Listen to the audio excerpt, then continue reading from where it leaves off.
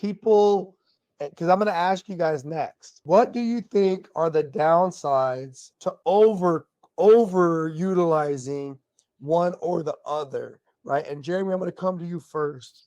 What do you believe is a possible downside from focusing way too much on your resiliency perspective, even though it's your strongest attribute or it's your primary go-to tool? I mean, if you focus on any area, you're going to lose focus on things around you.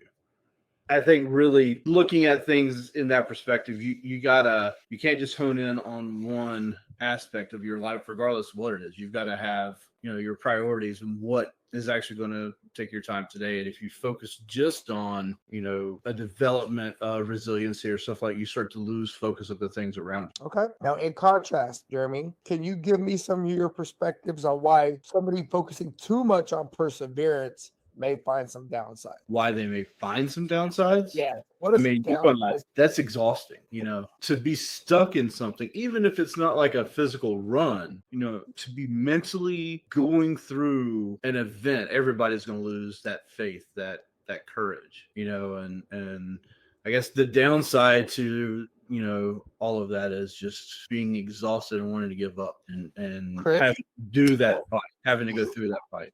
All right, hold on, Chris. Chris, from your perspective, and I hear you, Jeremy, and you're spot on. And I'm going to address that in a minute, but I want to give Chris an opportunity to address. Jeremy, what do you think, Chris, when people are too focused on the being resilient, what can be some of the downsides to that? Well, when you're resilient, to me, you're still getting hit back and forth by the waves, and so you're not in total control of where you're going.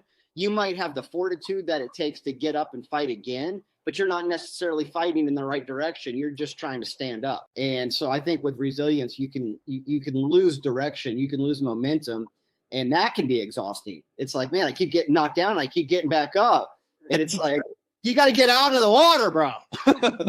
Dude, you guys have both nailed it so good. Just so you know.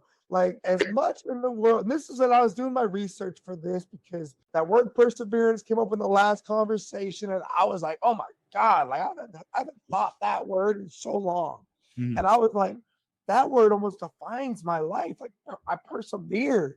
And I look at the word resilient and I get a little frustrated because I don't want to be resilient. I don't want you to knock me down. I'm going to duck, bro. I'm going to move. I'm going to do some of that cool rocky stuff, and I'm going to keep moving, right? I don't want to get knocked backwards, and I'm proud that I have that stuff in me to get me back up again. But wisdom, right, lessons learned teaches me to duck, bro. Duck.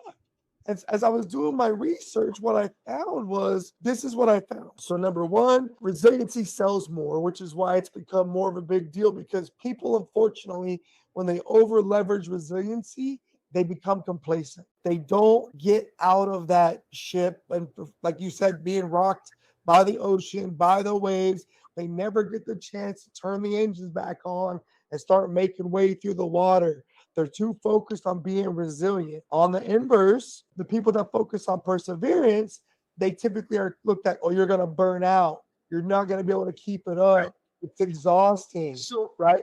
All these buzzwords that, unfortunately, in our society today kind of hint at a negative thing, right?